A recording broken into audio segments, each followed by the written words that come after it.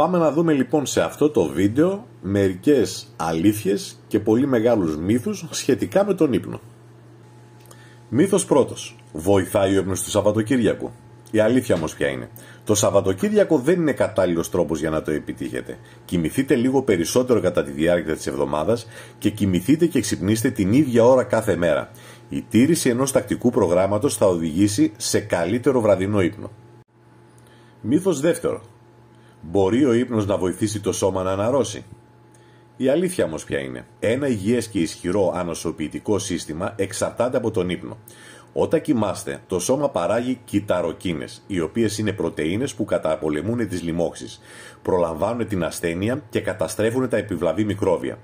Ένας ποιοτικός βραδινός ύπνος μπορεί επομένως να βοηθήσει το σώμα σας να κάνει τις επαναφορές που χρειάζεται για την ανάρρωση. Μύθος νούμερο 3. Υπάρχει ιδανική ώρα για να κοιμηθείτε?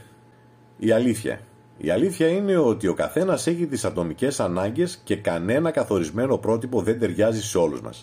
Ο ύπνος την ίδια ώρα κάθε βράδυ και το ξύπνημα την ίδια ώρα κάθε πρωί, ακόμα και τα Σαββατοκύριακα, φαίνεται να είναι ο καλύτερος τρόπος για βελτίωση της ποιότητας του ύπνου. Μύθος νούμερο 4. Χρειάζονται οι ενήλικες λιγότερο ύπνο καθώς μεγαλώνουν? Και ας δούμε την αλήθεια. Τα μοτίβα του ύπνου τείνουν να αλλάξουν καθώς μεγαλώνουμε.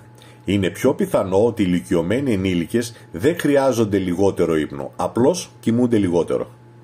Μύθος νούμερο 5. Υπάρχουν ωφέλη για την υγεία αν κοιμόμαστε περισσότερο? Ας δούμε όμως και την αλήθεια. Ο περισσότερος ύπνος δεν είναι πάντα ο καλύτερος. Δεν υπάρχουν σαφείς αποδείξεις ότι ο περισσότερος ύπνος προσφέρει περισσότερα ωφέλη για την υγεία.